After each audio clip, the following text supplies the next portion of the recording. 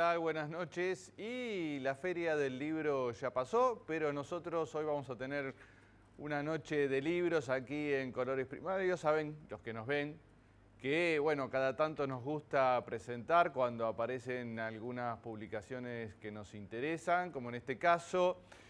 Vamos a estar presentando dos libros que, bueno, de distinta temática. Uno es, podríamos decir, una segunda parte, acá lo tengo en mis manos, Politileaks, de compañero de Página 12 de Santiago O'Donnell. Ya estuvimos hablando cuando sacó la primera edición de los ArgentLeaks. Tiene que ver con aquel affair de los Wikileaks, las revelaciones de Julian Assange a propósito de, bueno, los cables secretos que iban desde las embajadas de Estados Unidos al Departamento de Estado y las distintas revelaciones que pusieron al descubierto esos cables que iban desde los años 2005 hasta 2010 más o menos. Bueno, acá una segunda parte que queda en claro que había quedado todavía cosas por escribir. Varios de los personajes más importantes de la política argentina han sido retratados desde la embajada. La verdad que es muy entretenido. Ya vamos a estar hablando con Santiago de esto. Y después, para el segundo bloque, tenemos un libro que ha sacado Eduardo Josami, que se llama 2009-22, que es un número que tiene que ver con los días que estuvo detenido, 8 años, desde 1975 hasta 1983, desde el gobierno de Isabel y López Rega hasta el fin de la dictadura militar. Bueno, él ha decidido contar, en este momento le vamos a preguntar por qué decidió en este momento, contar su vivencia durante todo ese periodo larguísimo en el que estuvo detenido. Así que bueno, vamos a la pausa y ya con nuestro primer invitado y nuestro primer libro de hoy. Muy bien, ya que estamos con Santiago O'Donnell, periodista, es editor de la sección internacionales en Página 12 y además, bueno, tiene una larga trayectoria que incluye paso por diarios de Estados Unidos, Los Angeles Times, ¿no? Y el Washington Post. Sí, sí. Dos de los diarios más importantes de Estados Unidos. Bueno, estamos en la segunda edición de los Politileaks, los Wikileaks, que tienen que ver con Argentina. Uno ve los nombres y ya están, creo que casi todos los candidatos o aspirantes a la presidencia en 2015, que a mí me encanta porque uno lo lee y es como si fuera una obra de teatro donde hay un escenario donde van pasando distintos personajes. Claro. Y después llega la evaluación, casi siempre lapidaria, del funcionario de la Embajada de Estados Unidos que lo recibió, ¿no? Yo estaba leyéndolo y veía, bueno, acá están todos los, por orden alfabético, todos los personajes, que así están en el libro también, ¿no? Por orden alfabético, y bueno, empieza Lázaro Báez, Hermes Wiener, Jorge Capitanì, Lilita Carrió, bueno. Wiener, por ejemplo, veía, bueno, el funcionario de la embajada que le dijo como que, bueno, tenía muy buenas intenciones, pero que parece un líder provincial que jamás va a tener nuevas aspiraciones. Qué feo verse retratado debe ser para los propios funcionarios, los propios que fueron a la embajada, por ahí con la mejor intención, que después ven, ¿no?, que no han sido tan bien recibidos. Sí, es interesante cómo, ante todo, gracias por invitarme, es interesante ver cómo la gente cuando está ante uno más poderoso que uno, hasta qué punto está dispuesto a hacer qué para ganarse el favor, porque un De la Sota diciendo soy el campeón del libre comercio, ¿no? Claro. O sea, es como que va cada uno, hasta Felipe Solá, todos van y dicen yo quiero ser presidente, como si quisieran la bendición del gobierno de Estados Unidos, y van a la embajada y casi todos prácticamente le aseguran a la embajada que no van a ponerle ninguna traba a ningún negocio estadounidense, que quieren mejorar muchísimo la relación con Estados Unidos, que admiran muchísimo a Estados Unidos, y digamos, algunos lo hacen con más dignidad y otros con menos. Es cierto, te iba a decir justamente eso. Hay algunos que, indudablemente, bueno, más allá del deseo de caer bien, conservan cierta dignidad. Seguro. Y hay otros que se desviven por recibir la bendición y son capaces de decir cualquier cosa, ¿no? Como en el caso de la Sota. ¿A quién ibas a decir vos? No. El caso de la Sota me parece que es paradigmático, porque él públicamente no dice que está a favor del libre comercio, ni Pero al que el contrario. campeón, que no hay nadie más libre de comercio que él en la Argentina, digamos, no es lo que sus huestes peronistas están acostumbradas a escuchar, sino, qué sé yo, Perón decía mitad para el trabajador, mitad para la empresa, ¿no? Y está por ejemplo, el caso de Mauricio Macri, otro de los retratados en el libro, donde directamente le va a pedir a la Embajada de Estados Unidos que intervenga, ¿no?, en la Claro. política argentina. Y no una, sino 6 veces. Va y le dice, como esta idea del matón, de que Néstor es un matón, entonces falta un matón más fuerte para frenarlo. Entonces va todo el tiempo y dice, ¿cómo que Obama no le para el carro a Néstor? ¿Cómo que los líderes del G8 no le dicen nada a Néstor? Y finalmente a la cuarta vez que pide ayuda a los americanos para frenar lo que Macri consideraba un mal comportamiento de Néstor y demás, finalmente la embajadora le dice, mira, no es nuestro trabajo, Claro. no somos la oposición, somos un gobierno extranjero que queremos tener las mejores relaciones posibles con la Argentina. Claro, justo le tocó un momento de la embajada con Vilma Martínez, que por ahí no eran los políticos que podrían ser más cercanos a Macri, ¿no? Incluso ella hace un retrato de Sí, Macri muy lapidario. desfavorable. Sí, lapidario.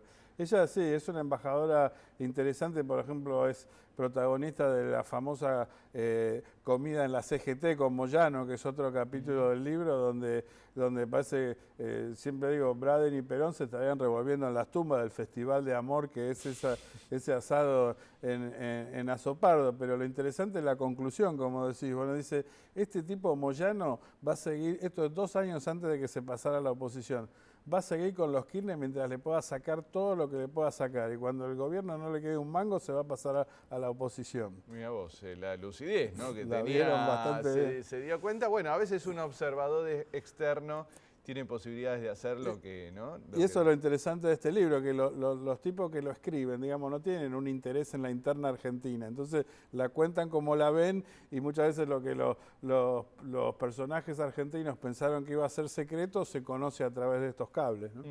Está el caso de Cristina Kirchner, donde, bueno, hay como una especie de reclamo del Departamento de Estado porque dice que nunca le hablaban de Cristina Kirchner, ¿no? Sí, un cable de Hillary Clinton cuando era secretaria de Estado. Muy interesante porque es verdad, vos sabés que para este segundo libro tuve que salir a buscar ya no los 2.500 cables que me entregó Assange en el famoso pendrive, sino los 250.000 cables de todo Cablegate, porque no había mucho en los cables argentinos.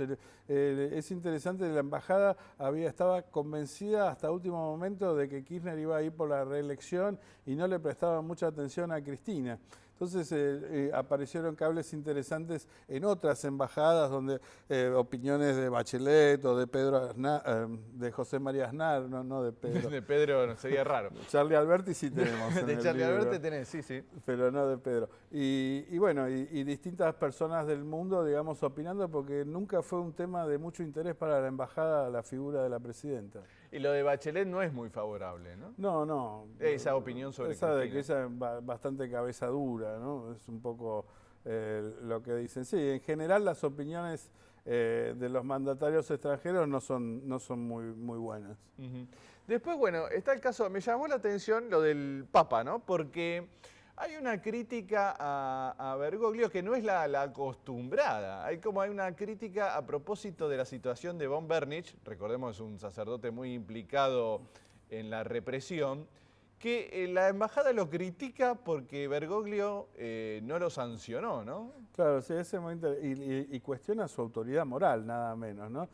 Obviamente la opinión del gobierno de Estados Unidos ha cambiado radicalmente por lo que vimos de los abrazos y los cantos de sirena que le hace Obama al Papa. Pero todo el mundo creo que cambió, del gobierno argentino también, ¿no? También, pero digamos, sí, es parecido, es interesante, pero es parecido. Estados Unidos aparentemente hace una voltereta similar, porque los cables eran, como decís vos, muy críticos, porque decían, este señor se presenta como el líder de la oposición, ahora, ¿qué autoridad moral tiene él para dirigir a la oposición? Y mucho más, ¿qué autoridad moral tiene la Iglesia Argentina para participar en política si ni siquiera se hace cargo de los crímenes cometidos durante la dictadura y no le quita los hábitos a un cura que represor, condenado por más de 40 asesinatos y crímenes de lesa humanidad, torturas y demás? Muy llamativo, me llamó mucho la atención el matiz de la crítica de ese cable de la embajada.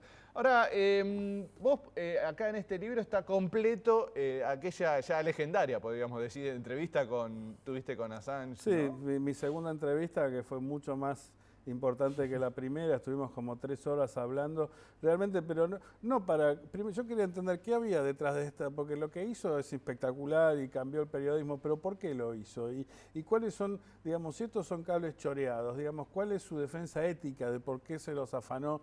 Digamos, no fue para nada una entrevista concesiva, sino que también apuntamos a las contradicciones de que yo creo que nadie puede decir que Estados Unidos es una sociedad más opaca que Rusia y China. Digamos, es más fácil conseguir secretos de Estados Unidos que de otros países que se enfrentan a Estados Unidos. Entonces, esta obsesión, no sé si es de Assange y Wikileaks con Estados Unidos o de Estados Unidos con Wikileaks, cómo juega en el tablero geopolítico internacional en un mundo multipolar como el que tenemos ahora, donde Brasil intenta imponerse como una potencia regional, donde China es el segundo socio comercial o primer socio comercial de todos los países latinoamericanos. Digamos, ya no es el siglo pasado donde había pensamiento único o la época de la Guerra Fría donde había 2 superpotencias nada más, están los BRICS, ¿no? Bueno, todo esto que vos conocés también.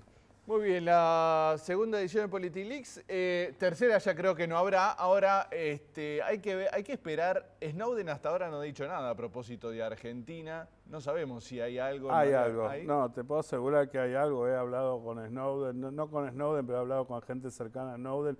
He hablado con mucha gente de Wikileaks.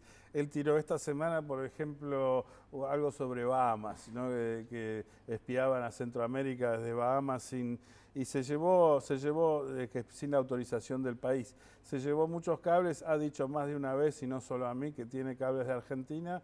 Ahora, no sé de Brasil ya sabemos que, bueno, ha dado esa revelación, ¿no? De que espiaban a Dilma Rousseff, que...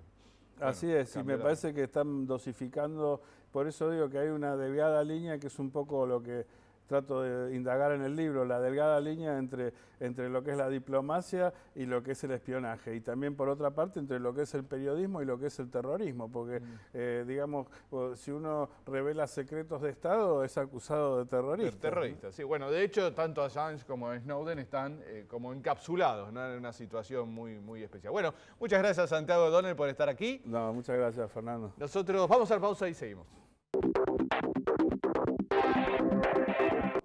Muy bien, ya que estamos con Eduardo Josami, bueno, larga trayectoria de Josami, tanto como periodista, abogado de profesión, pero un periodista de, bueno, muy extensa trayectoria, militante político y, bueno, como militante político, como periodista comprometido, fue detenido en 1975 hasta 1983, hasta el fin de la dictadura, 2.922 días, que es el nombre de su último libro. ¿Qué tal, Josami? ¿Cómo va? Bien, muy bien.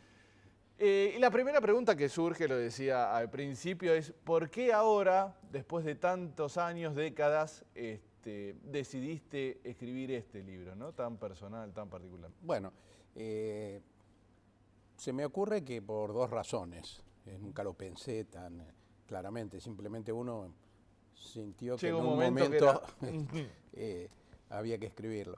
La primera porque seguramente hoy tengo una perspectiva que no hubiera tenido en los primeros años después que salí de la cárcel, que me permite ver lo más importante, y no solo lo más importante en un análisis así de evaluación de las cosas, sino simplemente lo que más me impactó a mí también, ¿no? Porque de hecho son las cosas que más recuerdo y que he seguido repensando en estos años.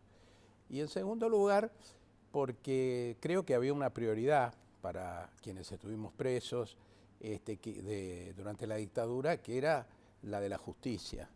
Y durante muchísimo tiempo todas las declaraciones o los artículos periodísticos que uno escribía en relación con esta historia eran para contribuir a que fueran juzgados los responsables. Se me ocurre que hasta me hubiera parecido en ese momento hasta casi un poco frívolo hacer un libro tan personal, ¿no? Como es cuando, bueno, había que pelear porque se derogaran las leyes de impunidad, hacer conocer lo que había ocurrido. Uno trataba de buscar las cosas más claras, las más incriminatorias de algún modo, Y ahora la situación es otra. No solo porque yo personalmente he declarado varias veces en los juicios que llevaron finalmente a la condena, por lo menos de los responsables de la Unidad 9 de La Plata, que no es la única cárcel en la que estuve, pero sí es donde se cometieron los asesinatos. Estuviste en varias cárceles. ¿Cuántas fueron? En 5. Pues era común que fueran rotando, ¿no? Era común que fuéramos rotando. La incertidumbre del traslado era una de las cosas características, tremenda, ¿no? De los temores, porque siempre los traslados daban lugar a las peores situaciones. Bueno, y cerrando la pregunta, entonces te decía, después que se avanzó en este proceso de justicia, me permití tener una mirada más personal, y este libro también es una necesidad mía como escritor, porque yo durante todos estos años pensaba que eso tenía que ser escrito, ¿no? Pero hubo, como te decía, como una prioridad política durante mucho tiempo, ¿no? Que tenía más que ver con la denuncia. Y esto sin dejar de ser de algún modo una denuncia, porque contar estas cosas horrorosas es denunciarlas, tiene un tono más reflexivo, más personal, más distanciado, ¿no? Decías al principio que en otro momento quizás lo hubieras escrito de otra manera o con otra visión, y que hoy tenés otra mirada con respecto a aquella época tan particular. Uno diría que los 70 por ahí para un joven hoy es muy difícil de entender, ¿no? Pero sin embargo, uno ve en los militantes políticos, particularmente los del kirchnerismo, una gran reivindicación de aquella época, ¿no? Sí, sí. Bueno, el hecho que haya una, tal vez la más importante de las agrupaciones políticas hoy, que lleva el nombre de Cámpora, es claramente una reivindicación de los 70. Además, me parece que en general, no solo en el kirchnerismo, sino en muchos sectores políticos, exceptuando a la derecha, hay hoy una valoración positiva de los años 70. Yo creo que mi libro puede contribuir a eso en el sentido de mostrar, bueno, una recuperación muy fuerte de esa militancia, y al mismo tiempo también una mirada más reflexiva que no excluye ciertas críticas, porque en realidad la sociedad argentina va a terminar de reivindicar aquellos años cuando se anima a discutirlos también, ¿no? Bueno, de hecho está sucediendo un poco, ¿no? Casi que se da permanentemente. Hay libros que se sacan, hay libros también como en contra de la militancia que están saliendo ahora. Yo no sé si eso ayuda o no. No, sería ingenuo decir, bueno, todo debate ayuda, ¿no? Pero me parece que este debate que se está promoviendo ahora es curioso, salen libros casi todos los meses, cuestionando a los militantes de los 70. Me parece que tiene que ver también con... Que hay como una implícita crítica al gobierno, ¿no? Exactamente, pero más allá de la crítica al gobierno, hay una expectativa para el 2015, ¿no? Hay como decir, la Argentina va a iniciar un nuevo ciclo político en el 2015 y entonces... que esto va a quedar atrás. Claro, tenemos que tratar de que esto sea revisado o quede atrás, que ya no se hable más de este tema. Y bueno, me parece se están promoviendo discusiones, yo diría casi absurdas, como la que tiende a comparar la situación argentina con la de Sudáfrica y a decir en Sudáfrica se perdonó y aquí seguimos aplicando criterios de venganza, lo cual es falso en todo sentido, no solo porque las situaciones son muy distintas, sino porque en Sudáfrica tampoco se perdonó. Lo que ocurrió fue que en una situación muy especial en la que llegaron al gobierno hubiera sido prácticamente imposible encarcelar a todos los blancos, porque que es una situación muy diferente. Absolutamente. ¿Hay un peligro de que el gobierno, según qué gobierno haya a partir del 2015, se clausure o se intente clausurar esta etapa o este debate? Bueno, yo creo que hay sectores políticos que tienen ese propósito, ¿no? En algunos casos cancelarlo, en otros casos, digamos, moderar el camino que tan resueltamente inició Néstor Kirchner y siguió Cristina, pero me parece que también son muchas... que Duhalde, una de las propuestas cuando Kirchner asumió era que la Corte Suprema terminara con los juicios, ¿no? Sí, esa era la propuesta de Duhalde. La propuesta de Menem antes fue hacer de la ESMA un espacio de conciliación, ¿no? De reconciliación, es decir, tirar abajo todo eso para evitar incluso que pudiera quedar como recuerdo o material, que se pudiera hacer cualquier tipo de museo. Gabriela Michetti llegó a proponer que se hiciera un centro de discapacitados en la ESMA, ¿no? Es decir, me parece que hay muchas miradas. Por ejemplo, ahora también se habla mucho de la reconciliación, aprovechando quizás tal vez este nuevo clima político que se ha dado a partir de la asunción del nuevo Papa, ¿no? Me parece que hay que tener confianza en el movimiento de derechos humanos en la Argentina. Ha pasado situaciones mucho más difíciles. Yo creo que va a ser vano el intento de volver atrás de estas políticas, pero no me parece mal estar alertado en un punto, ¿no? Vos estuviste detenido en varias cárceles, tu mujer, Lila Pastoriza, estuvo en la ESMA, vos ahora conducís el Centro de la Memoria que funciona en la ESMA. Recientemente, tanto en la legislatura porteña como en el Congreso se dio este debate a propósito de si la ESMA o algunos edificios de la ESMA tenían que ir al Estado Nacional o permanecer en la ciudad. ¿Cómo viste esa situación que se dio en la que los organismos de derechos humanos aparecieron divididos, ¿no? Sí, bueno, toda circunstancia en la que aparezcan divididos los organismos de derechos humanos, a quienes siempre hemos formado parte del movimiento de derechos humanos, nos debe preocupar. Eso me parece que es lo primero. En cuanto al traspaso de los centros a la nación, creo que era inevitable. La experiencia de los centros administrados por la ciudad ha sido muy mala en estos años y eso no es sorprendente. Es decir, el gobierno de la Ciudad de Buenos Aires no tiene interés en el desarrollo de esta política de memoria. Entonces hubo muy poco presupuesto, hubo un manejo mucho desinterés, digamos, por la gestión de estos centros. Creo que la experiencia que tenemos en los centros que dependen del gobierno nacional es diferente y en ese sentido me parece que es una buena noticia que pasen a la nación, a tal punto que los trabajadores de los centros de memoria que estaban administrados por la Ciudad de Buenos Aires han apoyado esta transferencia. Algunos estaban en protesta, ¿no? Sí, creo que hay otro punto que es el destino que se le dio al Instituto Espacio para la Memoria, que ha sido reemplazado por una comisión asesora. A mí me parece que tal vez ahí está la situación que habría que discutir mejor. Yo creo que, pese a tener claro que este traspaso al gobierno nacional me parece que es positivo y que debemos seguir priorizando, digamos, la concentración en la nación de estas políticas, me parece que hay que buscar todos los gestos que permitan incorporar a este proceso a todos los organismos, sin más allá de las diferencias políticas que tengamos en esta coyuntura, ¿no? Hay algunos que han quedado afuera ahora en la... Sí, pero lo fundamental no es tanto quedar afuera de ese organismo, que es un organismo asesor.